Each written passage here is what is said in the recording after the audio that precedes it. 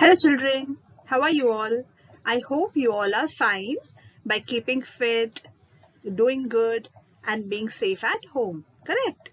So, on behalf of Sarah School, I welcome you all back to our online virtual platform. Today, we have connected to go through a new chapter of social science and its branch. We are going to study history, correct? And in history, we are going to see chapter number 2. We all know history, that is the past that has occurred, the events that had occurred during the past, correct? So you have already learned your chapter number 1.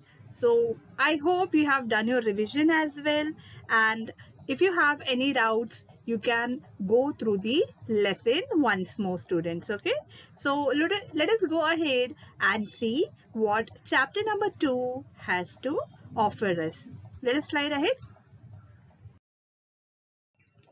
So this slide opens up with our chapter's name, that is chapter number 2 in history, new kings and kingdoms. Clear? Already in chapter number 1 you have derived many facts related to history. So in last year during your 6th standard we have learned many kingdoms.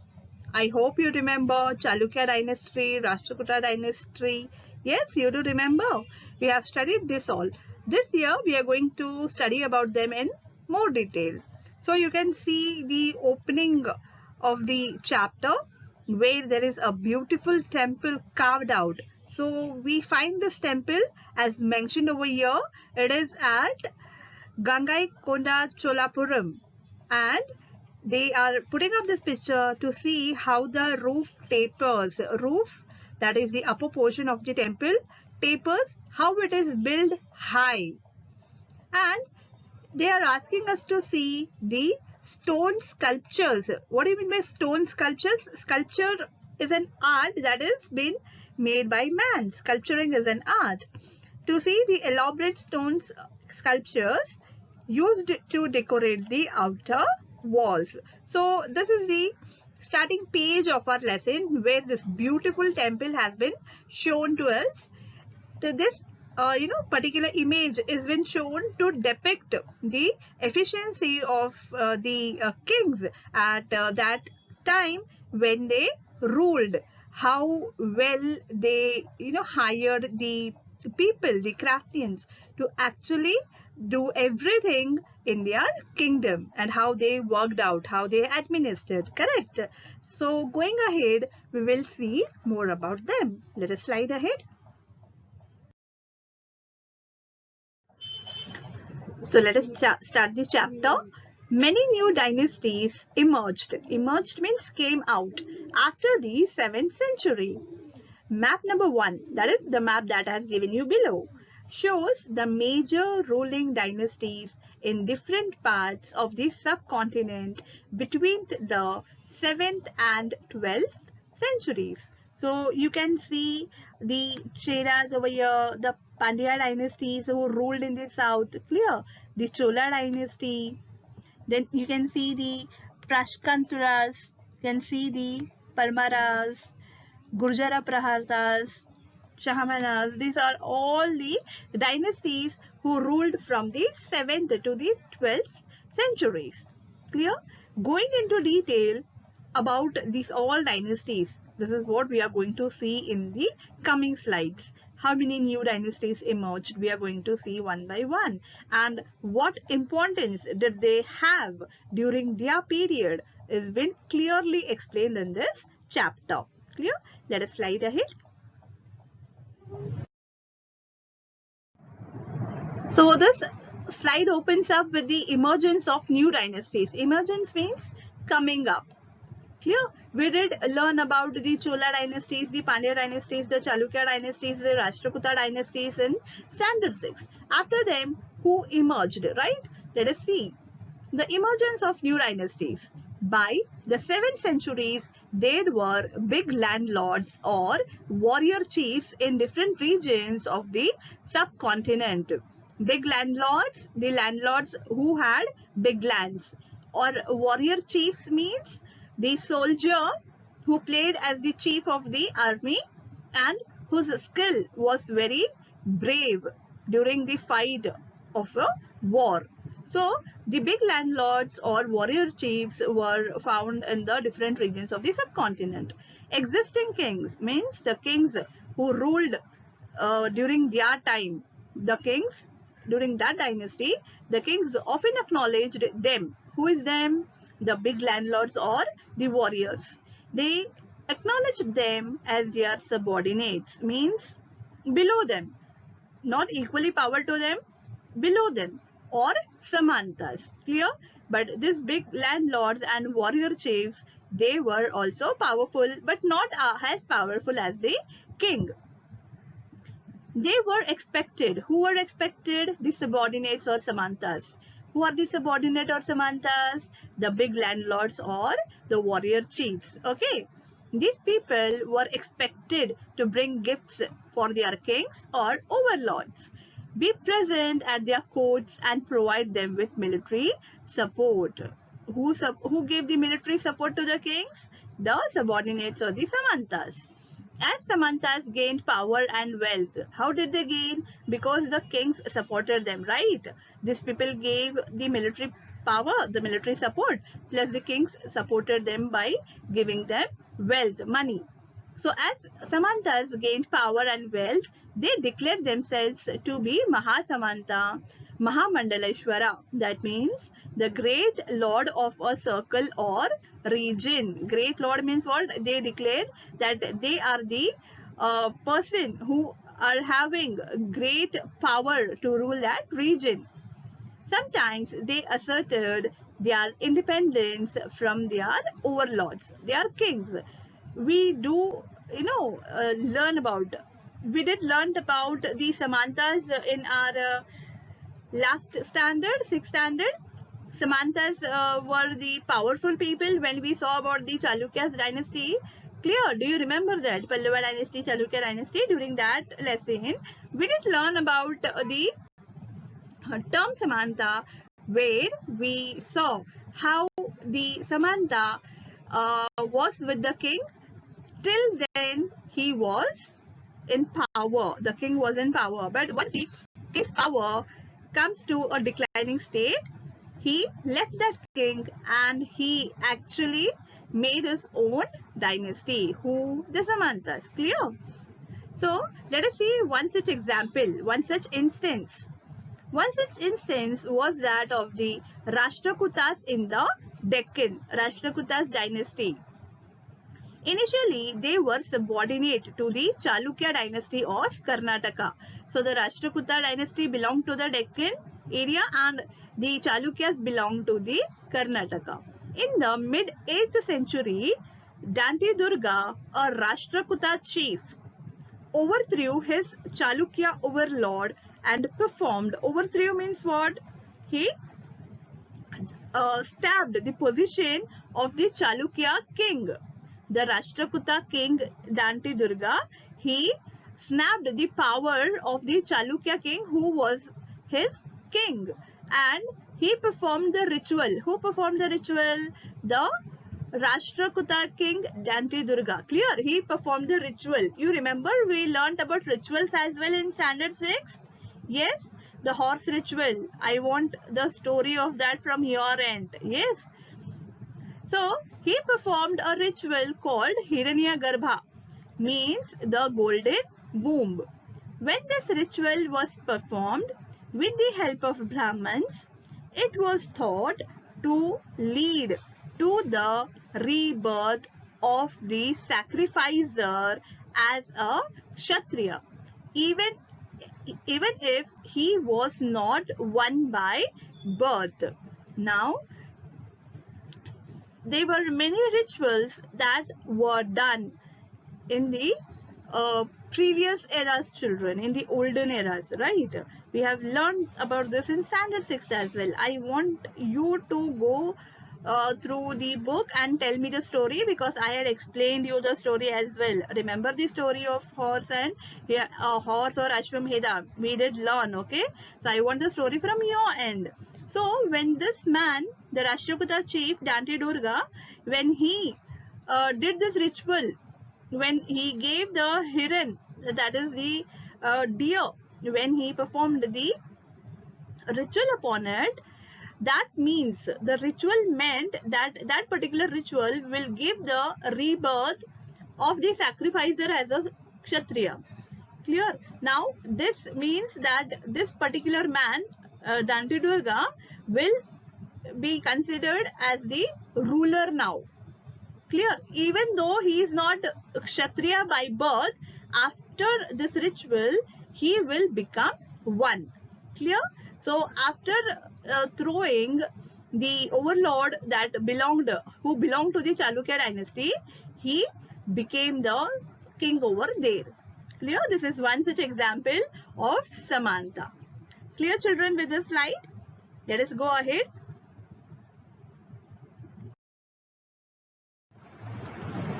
Let us see the administration in the kingdoms, how they used to administer the kingdom, how they used to run the kingdoms. Let us see. Many of these new kings adopted high-sounding titles such as Maharaja Adhiraja, Great King. Maharaja Adhiraja means Great King, Overlord of Kings. Okay. Then other name Tribhuwana Chakravartin means Lord of three worlds, and so on. These people, these new kings, they adopted the high sounding titles. See this title Maharaja Adhiraja. This was adopted by Chandragupta Maurya. Yes, this we learned in standard 6th. Correct? Remember it. So even after their era, this particular titles were taken ahead by the coming kings as well. However, in spite of such claims, they often shared power with their Samantas as well, as with association of peasants, traders and Brahmanas. Clear? In spite of such claims, as we read in the last slide, right? The Samantas also gave themselves this high sounding titles, correct? So even if the king has gave himself the high sounding titles, they shared these titles with the Samantas as well as with association of peasants, traders and the Brahmins. In each of these states, resources were obtained from the producers, that is peasants, cattle keepers, artisans, who were often persuaded or compelled to surrender part of what they produced. Same we learned in standard 6 also, children. Yes. Now what they're telling, in each of these states, the states means the peasants, traders and Brahmanas, they are telling, okay, the resources were obtained from the producers. For example, if the producer is the farmer, okay, he was been persuaded. Persuaded means convinced, okay, or forced. Either they were convinced, and if they were not being convincing, these people, they used to forced them to surrender the part of what they produced. For example, if the farmer produced wheat, they compelled or convinced him to give the part of the produced wheat. Clear? Now, here they are telling about the peasants as well. Say, they took it from the peasants. The cattle keepers. What is cattle keepers? Those who rear animals in their house. For example, if a cow is there, rearing it means we are taking milk out of it and we are selling it, right? So, they used to take the part of the milk as the tax. Okay, then artisans, they were called on the king's court and they used to work for them free. That is, they have to pay as a part of tax to these people, that is a king and the Samantas. Clear? Either they were persuaded, convinced, or they were compelled. That is, they made it compulsory. Sometimes these were claimed as rent. Just I told you, right? Like tax. Claimed claimed as rent due to a lord who asserted that he owned the land. Revenue was also collected from traders. Revenue is what it is, like the rent only. Clear? These resources were used to finance which resources? This all the extra which they took from the people. Clear?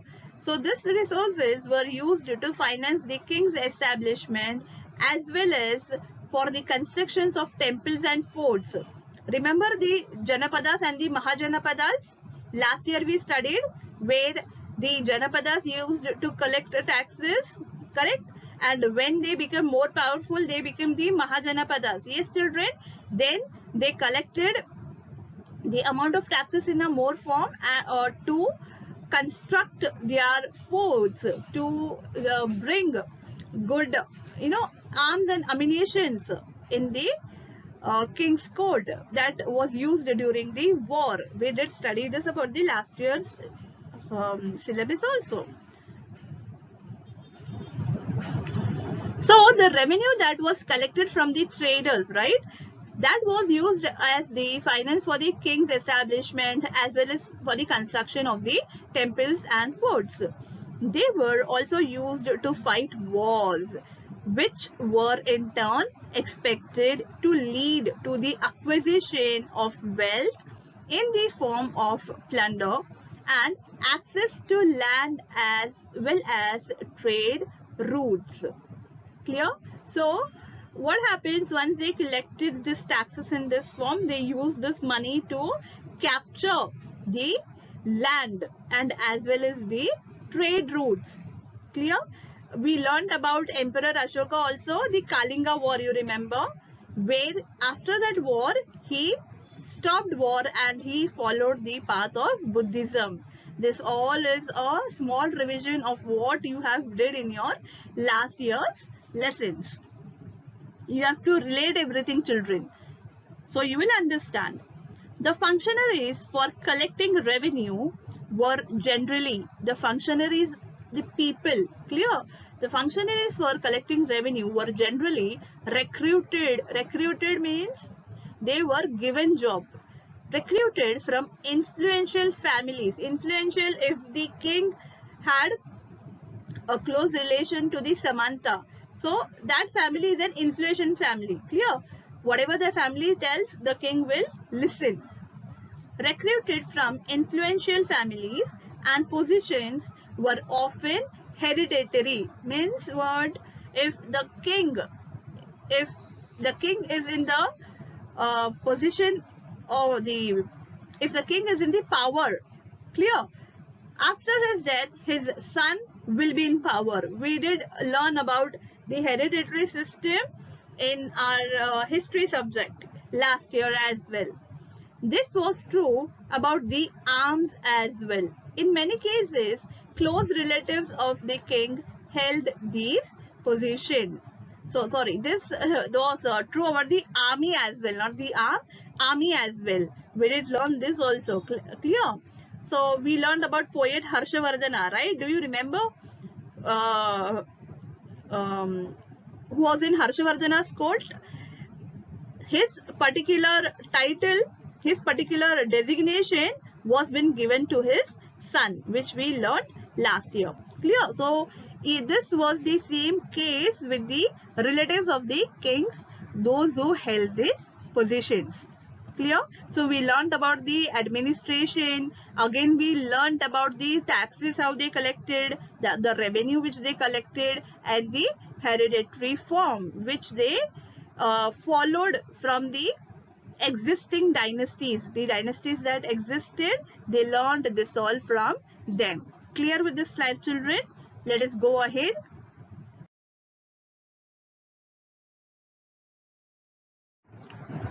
So this slide shows us about Prashastis and land grant. Prashasti, the word which you have done last year in chapter number, you have to pick out because you have learned. Clear? But We have learned it in history. Clear? Prasasti for children, do you remember? You do remember? Yes? Okay, let me tell you. Prasasti is written by a person who is hired in the court, and he always writes about how virtuous the king was. Virtuous is how generous the king was, how brave he was, the war he won. Yes, everything was written in the book. So Prasastis contain details that may not be literally true. They tell us how rulers want to depict themselves, show themselves as valiant. Valiant is very brave, victorious warriors, victory where they won the war. Warriors, the soldier who was very brave. For example, these were composed by learned Brahmins who occasionally helped in the administration. Okay, they occasionally helped me sometimes. Kings often rewarded Brahmins by grants of land. So, for writing the Prasasti, kings often is always rewarded Brahmins by grants of land. Grants means what? Instead of money, they gave him land. These were recorded on copper plates, which you can see on the right hand side in the picture, which were given to those who received the land.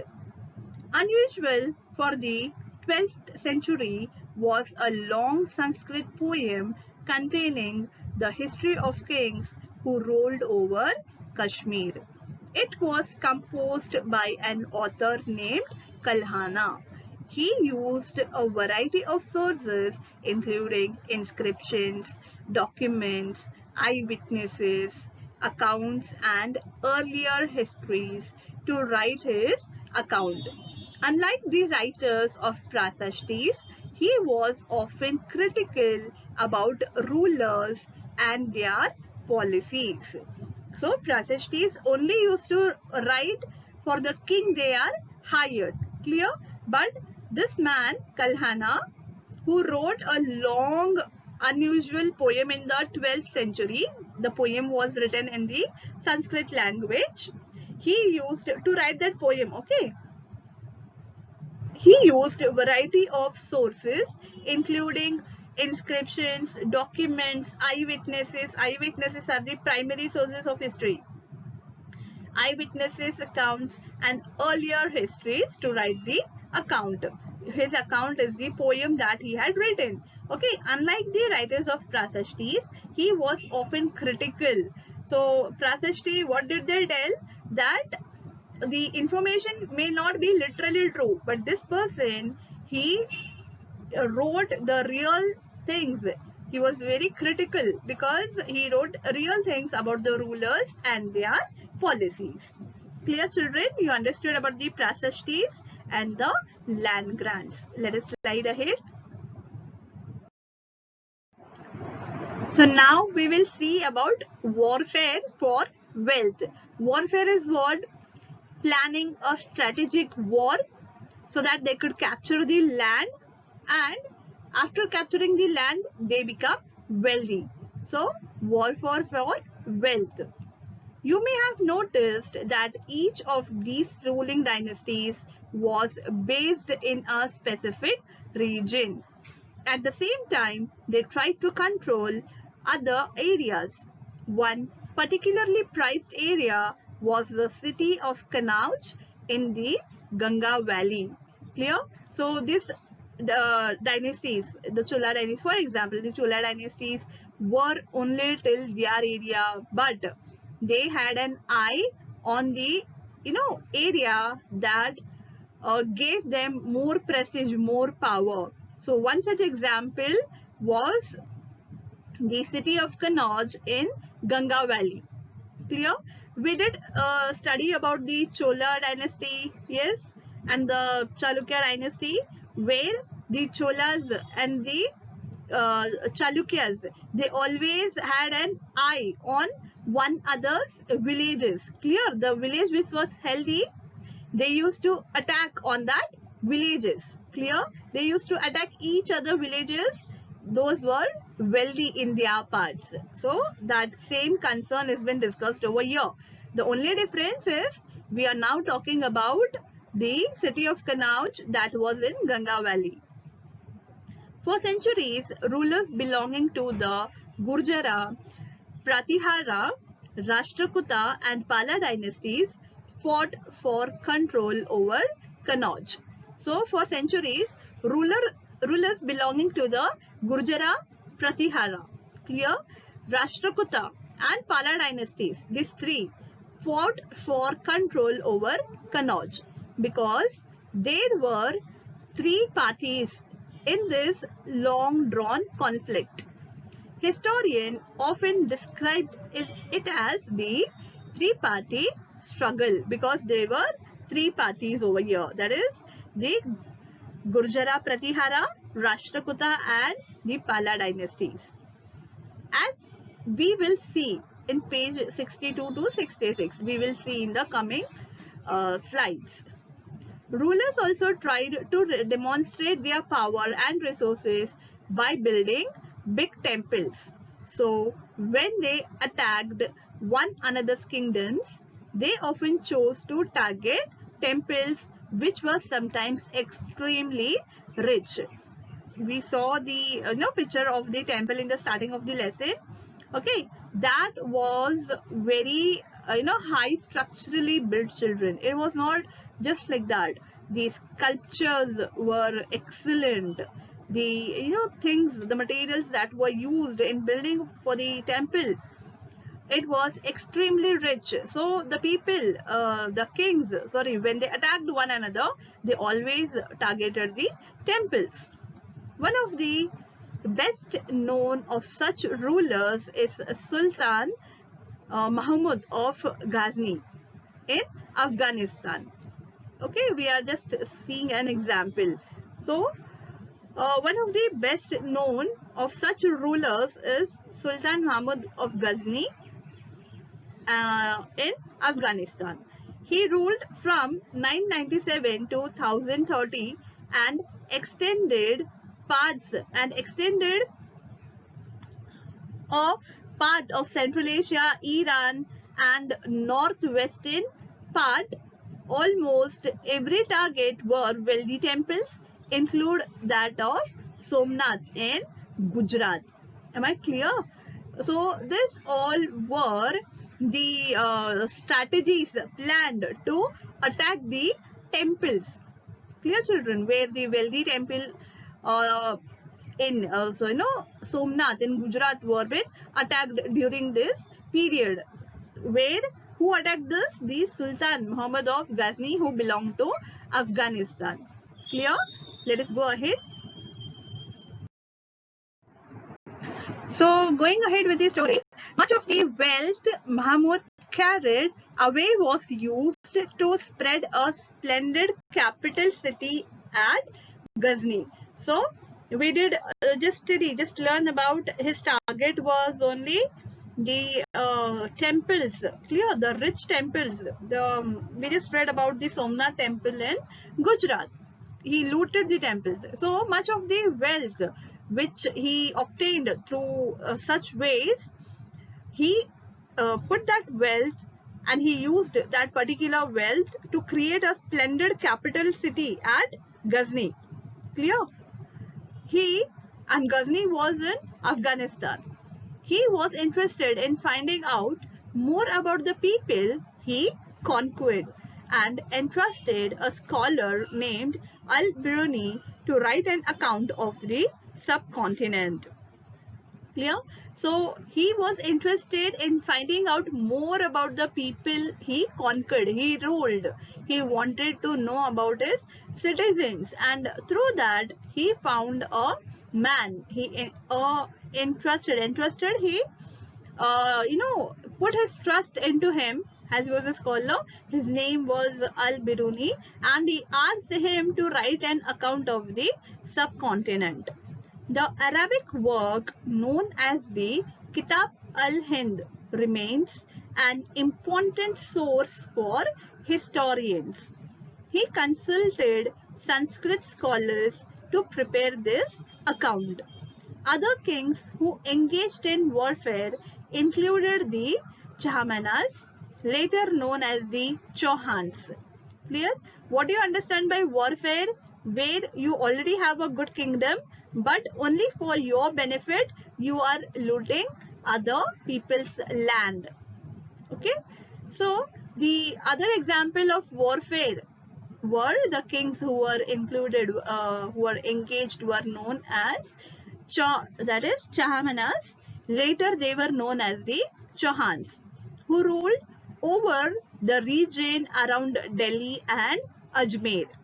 They attempted to expand their control to the west and the east. Who attempted? The Chauhans, where they were opposed by the Chalukyas of Gujarat and Ghadalawalas of western Uttar Pradesh, when they wanted to extend their control to the west and the east, right? So they were opposed by the Chalukyas of Gujarat. So Gujarat is in east, clear? So they were opposed by the east in Gujarat and the Ghadalawas of western in Uttar Pradesh. The best known Chahamana ruler was Prithviraja III, that is from 1168 to 1192, who defeated an Afghan ruler named Sultan Muhammad Ghori in 1191, but lost to him the very next year, 1192. Clear? So the best known example was who?